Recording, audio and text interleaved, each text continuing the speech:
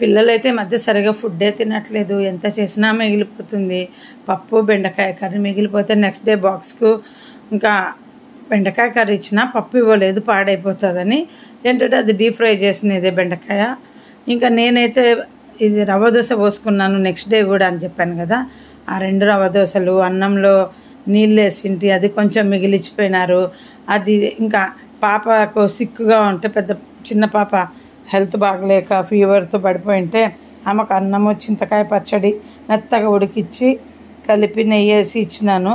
ఆమెమో అది తిన్నది, నేనేమో అన్నీ మిగిలిపోయినవి నీళ్ళన్నం ఇంత మిగిలిచ్చాడు మా ఆయన. ఇక ఆ 2 దోశలు తినేసి అలా పొద్దున ఒక పూట కంప్లీట్ చేశానండి. ఈ మధ్య ఎవరు సిక్ అయినా ఇంట్లో నేను ఇదే చేసిస్తున్నా. మెత్తన్నం చేయటము, ఇలాగా ఉప్పు మజ్జిగ వేసన్న ఇస్తాను, లేదా చింతకాయ పచ్చడి వేసి ఇస్తాను. చాలా బాగుంటుంది. మెత్తగా అన్నం చేసి ఇలా స్మాష్ చేసేసి మజ్జిగ ఉప్పు వేసి కొంచెం పల్చగా చేసి ఇచ్చినారనుకోండి, జావలాగా ఉంటుంది. లేదా చింతకాయ పచ్చడి. ఇక సిక్ అయినప్పుడు నమలటం కుదరదు కదా, చక్కగా గొంతులో అలా వెళ్ళిపోతుంది బ్రహ్మాండంగా ఫుడ్.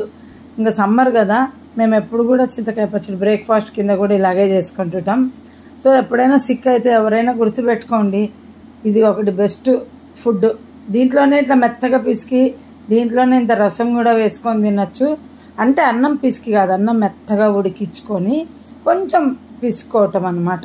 మళ్ళీ గట్టి అన్నంను పిసికితే వేరే టేస్ట్ వస్తుంది, మెత్తన్నంను పిసికితే వేరే టేస్ట్ వస్తుంది. ఇంకా చూడండి, నేనైతే మా ఆయన మిగిలిచ్చిపోయిన నీళ్ళన్నంలో ఇంత చింతకాయ వేసుకున్నాను.